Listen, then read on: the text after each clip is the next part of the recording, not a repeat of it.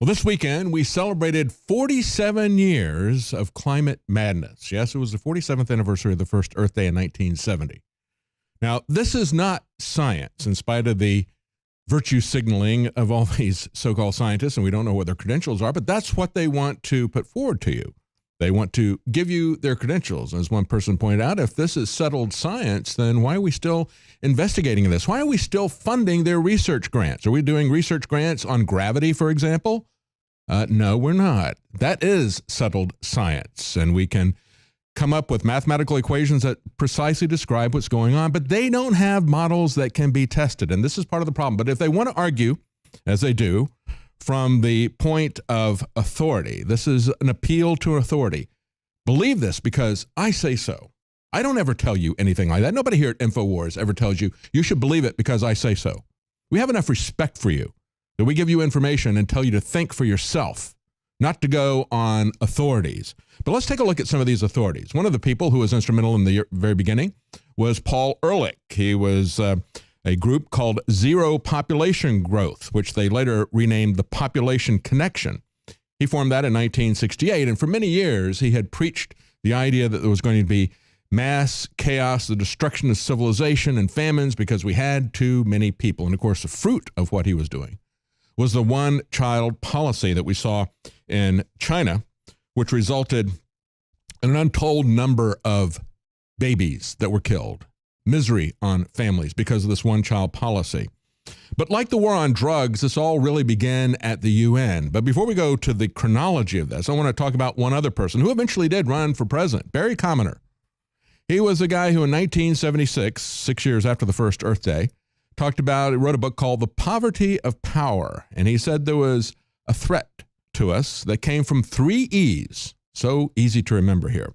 There was a shortage of energy, an unexpected decline in the economy. You know, things like this energy crisis that we saw where they were telling us this is real fake news. This is the ultimate in fake news. This is fake news, so fake that when I saw this in 1979, I saved it so I could show it to you in the future.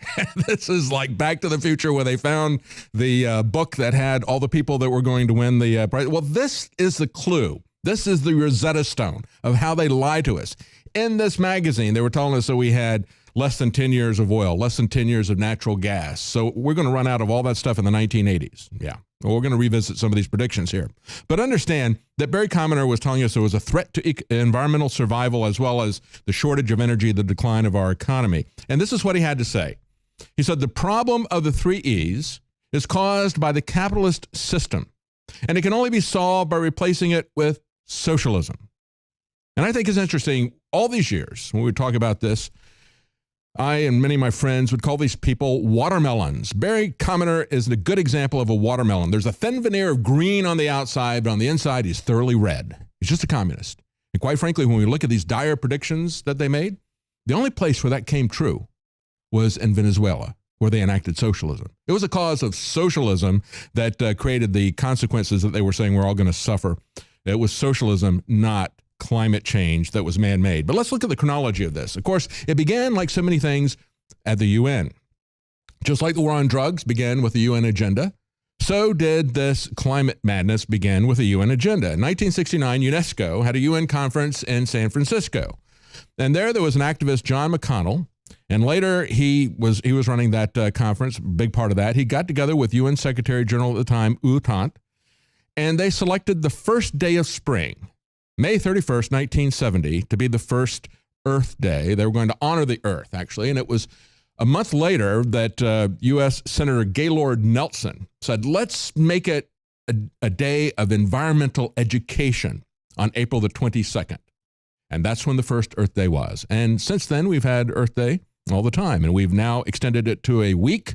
And of course, in the next segment, we're going to have an interview with someone who is going to tell us all about the environmental propaganda programs that they're now doing today for your children. But after that first Earth Day, in April the 22nd, and again, remember they had the day to honor the Earth, the first day of spring. That's not stuck with us, but the educational propaganda has stuck with us that Senator Gaylord put in there. It was April the 22nd, 1970. By December, Richard Nixon had created the EPA.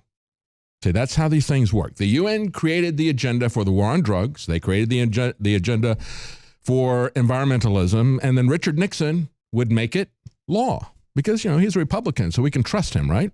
That's the way these things always work out. And then where are we? Well, on Earth Day 2016, Earth Day last year, we had the Paris Agreement that was signed by Obama, by China, and by 120 other countries. Let's take a quick look at some of these dire predictions that they gave us back in 1970. We were told that civilization will end by 1985 or 2000. That was a Harvard biologist. So much for the argument from authority. This is a Harvard biologist. And civilization was going to end, I think it was, 30 years ago, 32 years ago. By 1980, overpopulation, they said, will result in 100 to 200 million people per year starving to death. That was Paul Ehrlichman. That was in 1970. Also, Paul Ehrlichman said, Americans born since 1946, said this in 1970, since 1946, they now have, he said this in 1970, a life expectancy of only 49 years. If current patterns continue, this expectancy will reach only 42 years by 1980. No, it didn't happen. Dennis Hayes, one of the chief organizers of the first Earth Day, said it's already too late to avoid mass starvation. As a matter of fact, Peter Gunter of North Texas State University, professor there, university professor, you have to believe him. Just take it on what he has to say. He said this, demographers agree almost unanimously. Where have we heard that before? All the experts agree. All the climate scientists agree. No, they don't, quite frankly. And even if they did, they need to be able to prove it. Prove it to me, okay? Demographers agree, he said, almost unanimously on the following grim timetable. By 1975, there'll be widespread famines that will begin in India. By 1990, all of India, Pakistan, China, the Near East, Africa. By 2000, 30 years from then, okay, 17 years ago, the entire world, he said, was, with the exception of Western Europe, North America, and Australia, the entire world was going to be in famine 17 years ago. That was Peter Gunter.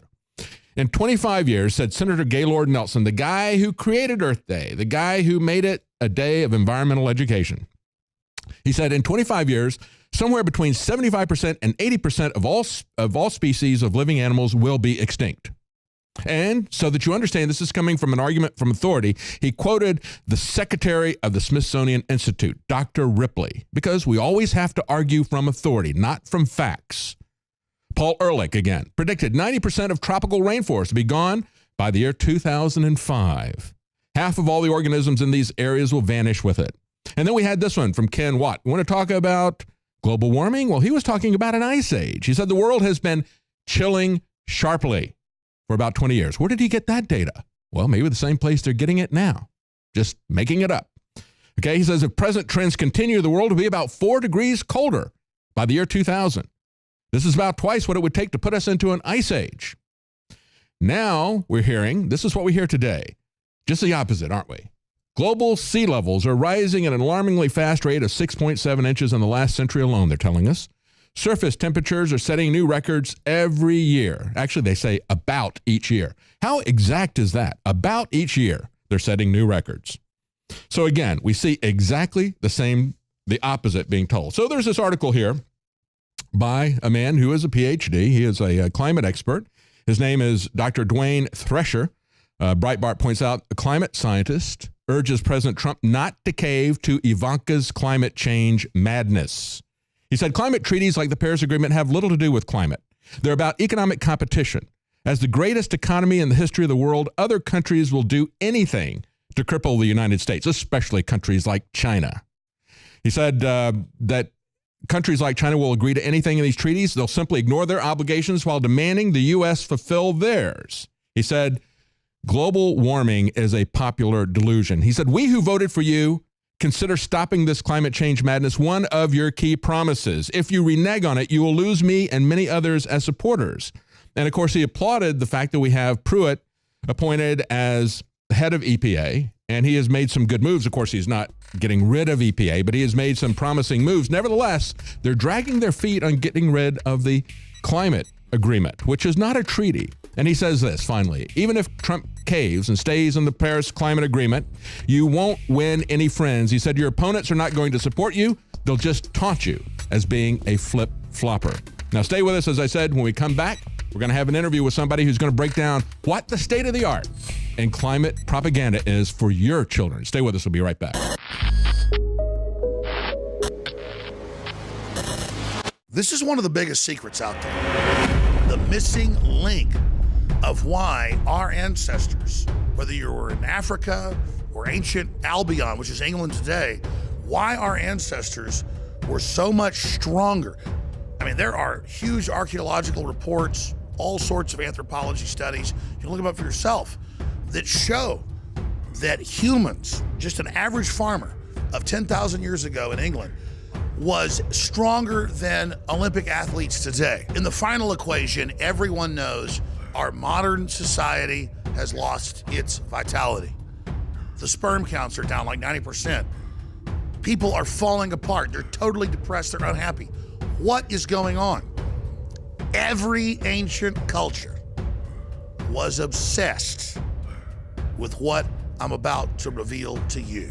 Today we call it bone broth, and for thousands of years our ancestors enjoyed its benefits before it became lost to our modern diets of processed junk. That's why I'm so excited to announce the product that is undoubtedly the jewel in the crown of InfoWars Life products.